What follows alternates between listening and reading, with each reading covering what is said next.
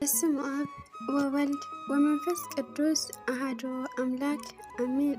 ሰላም ክርስቶስ ምስኩላትና ይሁን። በወራስ ስድራ እግዚአብሔር ናይ ማሕበር ሐመረኖ ተራድኦ ቻናል ተኸታተልቲ ከመይቀኒኩም እግዚአብሔር ይመስገን ኢልና ክነመስግኖ ነቲ ቅዱስ ፍቃዱ ይሁን አሜን። እሽንባር በወራስ ስድራ እግዚአብሔር ለዛሬም እግዚአብሔር ቢወድና ቢፈቅድ ጉዞ ወደ እግዚአብሔር ካብዘለ አቡነ ሽኖዳ መጽሐፍ ናይ መወዳእታ ክፋል ክነንበይና ሰናይ ምድማጽ። ዛሬው ርዕሳችን ከባለፈው የቀጠለ ሆኖ የአገልግሎት መንፈሳዊ ፋይዳ ወይም የአገልግሎት መንፈሳዊ ጥቅም። አገልግሎት የአገልጋይ መንፈሳዊ ሕይወት ያጠነክራል። የአገልጋይ መንፈሳዊነት ደግሞ አገልግሎቱን ያሰምርለታል። በአገልግሎት ትሰጣለህ፣ ትቀበላለህ። ለዚህ ነው አገልግሎትን ወደ እግዚአብሔር የሚወስድ መንገድ አድርገን እያየነው ያለነው። ለተገልጋዮች ፍቅርን ከልብ ስትሰጣቸው እነርሱ ደግሞ ከአገልግሎት ለሚገኘው መንፈሳዊ እርካታ መንስኤ ይሆናል። በአገልግሎት የምታገኘው ከሰጠኸው በላይ ነው። በአገልግሎት የምታገኘው ከሰጠኸው በላይ ነው።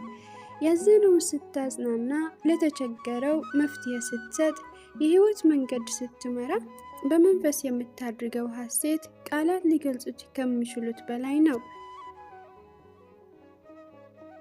አገልግሎት የስነ ምግባር ትምህርት ቤት ነው። አገልግሎት የስነ ምግባር ትምህርት ቤት ነው። በዚህ ህይወት ውስጥ ከእግዚአብሔር ጋር መስራት ላንተ ትልቅ ክብር ነው። ቅዱስ ጳውሎስ የአገልግሎት ህይወቱን እንዴት እንደገለጸው ተመልከት። ከእርሱ ጋር አብረን የምንሰራ ነን። አንደኛ ቆሮንቶስ ምዕራፍ 3።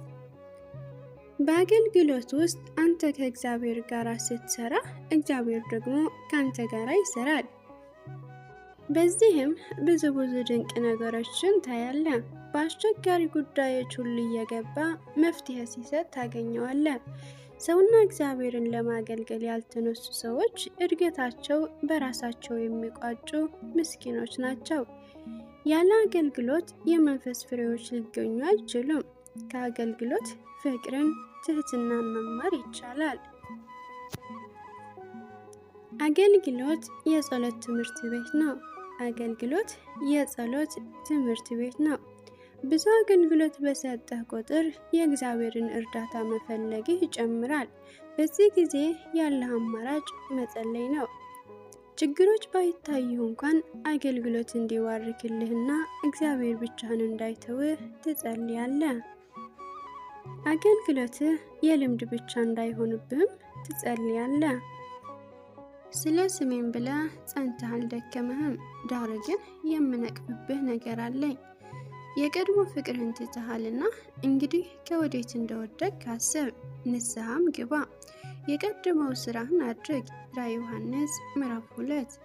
አገልግሎትን ጀምሮ ወደ ኋላ ስለመመለስ ስታስብ ዴማስን ምሳሌ አድርገህ መጠቀም ትችላለህ። ዴማስ ቅዱስ ጳውሎስን በመከተል የአገልግሎትን ህይወት ለመጀመር በእንቅስቃሴ ላይ የነበረ ሰው ነበር። ነገር ግን በዚህ ህይወት ውስጥ ሊታዩ የማይገባቸው ተመልክቶ ተደናቀፈ።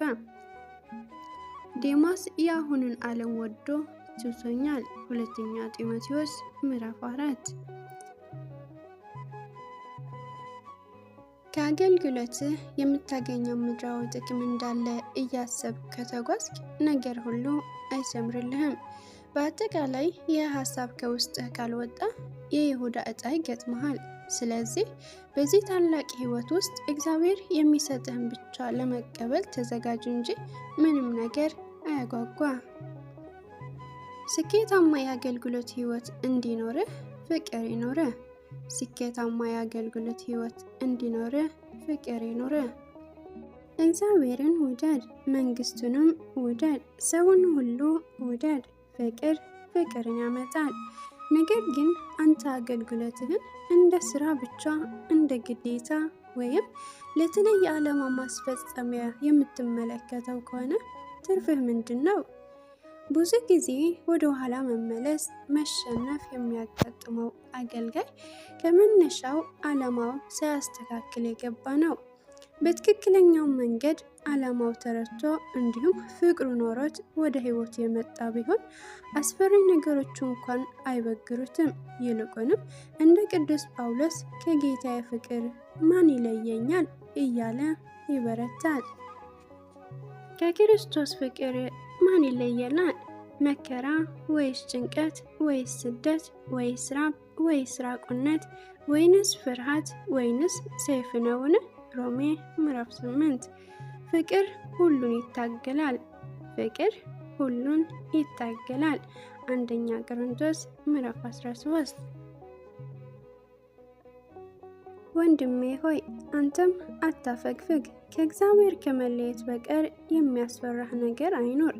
ያዘኑትን አጽናና፣ የተቸገሩትንም እርዳ፣ ሕገ ወጦችንም ገስጽ። በአንተ ላይ ያለ ድክመት የአገልግሎቱን እንዳይመስልህ ተጠንቀቅ። በአንተ ላይ ያለ ድክመት የአገልግሎቱን እንዳይመስልህ ተጠንቀቅ። ይህንን የሚሆነው የሚታይብህ ጉድለቶች በመንፈሳዊ ልምምድ ለመቅረፍ ሳትጥር ቀርተህ ነው። ስለዚህ በአንተ የእግዚአብሔርን ቃል እንዳይነቀፍ በፍጥነት ተሻሻል። ችግሮችህንም ለማለፍ ሁል ጊዜ ታጋሽ ሁን፣ በመከራም ጽና። ቅዱስ ጳውሎስ ደቀ መዝሙሩ ጢሞቴዎስን በመከረው ምክር አንተም ራስህን ምከር። በእግዚአብሔር ፊት በሕያዋንና በሙታን ሊፈርድ ባለው በጌታ በኢየሱስ ክርስቶስ ፊት በመገለጡና በመንግስቱም እመክርሃለሁ። ቃሉን ስበክ፣ በጊዜውም አለ ጊዜውም ጽና። ፈጽመህ እየታገስክ እያስተማርክ ዝለፍና ገስጽ ምከርም። ሁለተኛ ጢሞቴዎስ ምዕራፍ 4። ወንድሜ የሰዎችን ችግር የምትረዳላቸው ሁን። ለምሳሌ ሳንቲም እንድትመጸውተው የሚጠይቅህ ሰው የሚያስፈልገው ሳንቲም ብቻ አለመሆኑን ተረዳ። መጽናናትን ያስፈልገዋል፣ በእግዚአብሔር ቃል አጽናናው። መዳን ያስፈልገዋል፣ ወደሚድንበት መንገድ ምራው። መንፈሳዊ ሕይወትንም የተራበ ሊሆን ይችላልና በቃሉ መግበው። ምግብ በልቶ የማደር ብቻ ሳይሆን ከእግዚአብሔር ጋር የመኖርን ምስጢር አሳየው። ጽናትም ይኑረ። እያንዳንዱ አገልግሎት የራሱ የሆነ ችግር አለው። እያንዳንዱም አገልጋይ ፍጹም ሊሆን አይችልም። በብዙ ችግሮች ልትፈተን እንደምትችል መካድ አይቻልም። እግዚአብሔር አምላክም ትልቁን የድል አክሊል የሚሰጥህ በእነዚህ ሁሉ ችግሮች ተፈትነ ባለፍክበት መጠን ነው። እያንዳንዱ በራሱ ድካም መጠን የራሱን ደመወዝ ይቀበላል። አንደኛ ቆሮንቶስ ምዕራፍ 3። አባቶቻችን ሐዋርያትም በአገልግሎት ብዙ ደክመዋል። የዛኑ ያህል ብዙ መከራ ገጥሟቸዋል። ነገር ግን በዚህ ሁሉ ጸንተዋል። ቅዱስ ጳውሎስ የእርሱና የወንድሞቹን አገልግሎት እንዲህ በማለት ነው የሚገልጸው። በሁሉ እንደ እግዚአብሔር አገልጋዮች ራሳችንን እናመጣለን። በብዙ መጽናት፣ በመከራ፣ በችግር፣ በጭንቀት፣ በመገረፍ፣ በመታሰር፣ በሁከት፣ በድካም፣ እንቅልፍን በማጣት፣ በመጾም፣ በንጽህና፣ በእውቀት፣ በትዕግስት፣ በቸርነት፣ በመንፈስ ቅዱስ፣ ግብዝነት በሌለው ፍቅር። ይህም ብቻ አይደለም።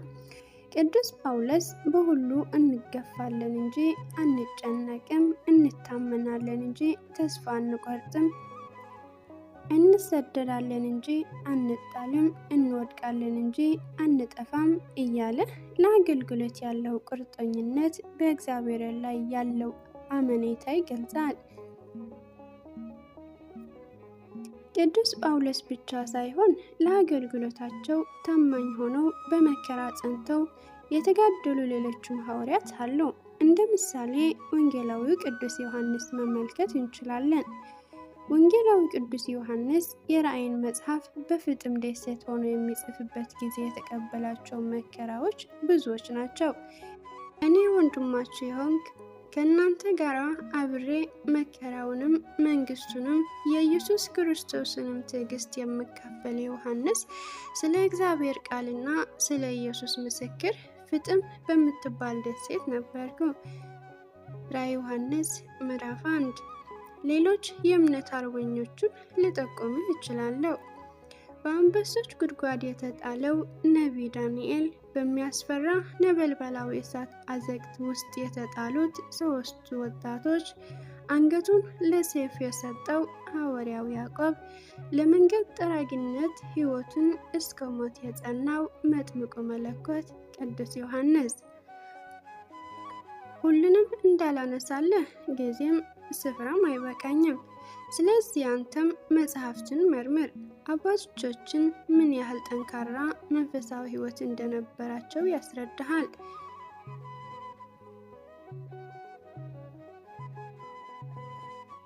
ጌታችን ሐዋርያቱን ወደ አገልግሎት ሲልካቸው ይህ ሁሉ እንደሚገጥማቸው አስቀድሞ አሳወቃቸዋል። እነሱም እያወቁ ከፍቅሩ የተነሳ ይህንን ሁሉ ሊታገሱ ነበር የተቀበሉት። በሁሉ ስለ ስሜ የተጠላችሁ ትሆናላችሁ፣ እስከ መጨረሻ የሚጸና ግን እርሱ ይድናል። ማቴዎስ ወንጌል ምዕራፍ 10። ሐዋርያት በአገልግሎታቸው ነውር ነቀፋ ያልተገኘባቸው ሁሉም ተምረው ስለገቡበት ነው። አንተም ከምንም ነገር በፊት ቃሉን ስነቅ፣ የእግዚአብሔርን ቃል በሚገባ የተዋሃድ ከሆንክ በአገልግሎትህ ዋና የሆነውን የመሰረተ እምነት ስህተት ፈጽመህ ለሌሎቹም እንዳታስት ይጠብቅሃል። ሰዎችን ወይም ተረጂዎችንም ከማበላለጥ ተቆጠብ። ለሁሉም ሚዛናዊ እይታ ይኑር። ትሕትና መገለጫ ይሁን።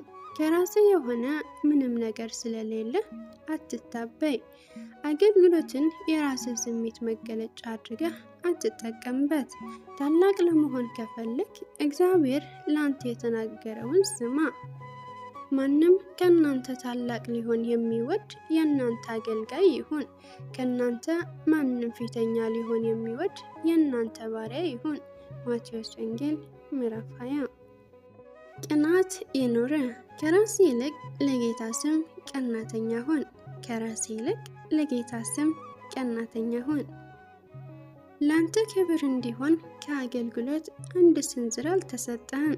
ሁሉም ለእግዚአብሔር ክብር ማድረግ የምትችል ከሆነ ብቻ አንተ እውነተኛ አገልጋይ ነህ። እንደ ቅዱስ ዳዊት ለኛ አይደለም አቤቱ ለኛ አይደለም፣ ነገር ግን ለስምህ የምትል ሁን።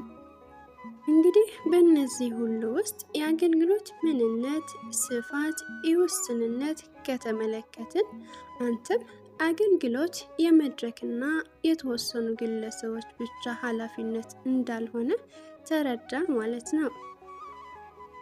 ባለህበት ስፍራ እግዚአብሔር የማያውቅ ሰው ቢገጥምህና እምነትህ ብትመሰክርለት አገልግሎትም ጽድቅም ነው።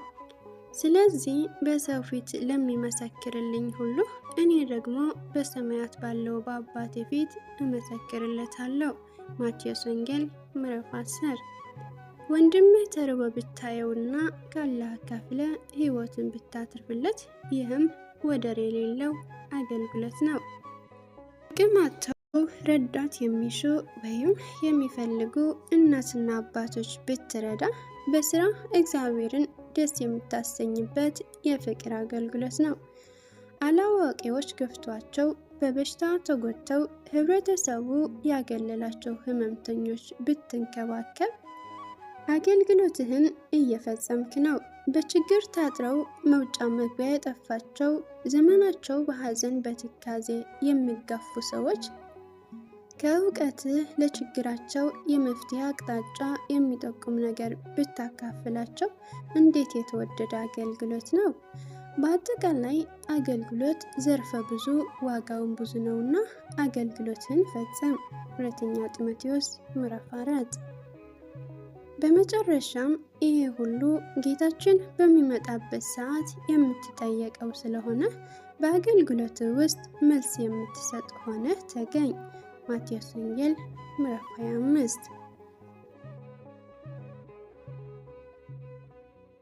የመጽሐፉ የመጨረሻ መጠቃለያ መንፈሳዊ ሕይወት ከቁሳዊ ስጋዊ አስተሳሰብ የመለየትና ከእግዚአብሔር ጋር የመሆን ምስጢር ነው። ኃጢአት ደግሞ ይህንን ሕይወት የሚያጎሳቁል ክፉ በሽታ ነው። ኃጢአት ከእግዚአብሔር ይለያያል፣ የነበረን ጸጋ ዋጋ እንዳይኖረው ያደርጋል። የኃጢአት ጉዳት መንፈሳዊ ብቻ ሳይሆን ስነ ልቦናዊ፣ አካላዊ፣ ማህበራዊ ጉዳት አለው። በመሆኑም በዚህ መጽሐፍ የተመለከትናቸው ነጥቦች ይህን ሁሉ መሰናክል አልፈን ወደ እግዚአብሔር የምንጓዝባቸው ምስጢራት ናቸው። በእነዚህ የታገዘ ክርስቲያን በጥበብና በእውቀት ያድጋል። ኃጢአት ያሰናከለበትን ነገር ሁሉ ያስተካክላል፣ የእግዚአብሔርንም ጥሪ ይፈጽማል። ማቴዎስ ወንጌል ምዕራፍ 11 ወደ እኔ ኑ በሚለው ቃል መሰረት በተዘጋጁልን መንገዶች ወደ እግዚአብሔር እንጓዝ። ወደ እርሱ የተጓዘውን የማያሳፍረው ጌታችን የጉዞአችን ፍጻሜ የሆነው የማያስቆጭ ዋጋ ይሰጠናል። አሁንም በዚህ ላይ ጽኑ እምነት እንበርታ። በፊታችን ወዳለው የዘላለም ተስፋ እናቅና እንጂ ወደ ኋላ አንመለስ።